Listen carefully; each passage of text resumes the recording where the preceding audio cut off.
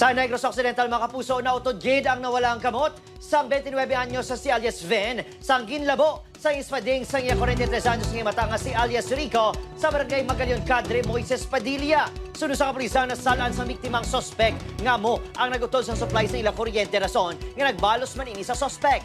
May nagluntahan nga pag binaisay kag sang nagbalik ng sospek ginlabo niya nga sa ispading ang kamot sang biktima. Nadakpan ang sospek kag na-recover ang ispading nga gingamit. Padayon nga ginabulong sa ospital ang biktima nga desidido magpasaka sa reklamo nga frustrated homicide batok sa iya pakaisa.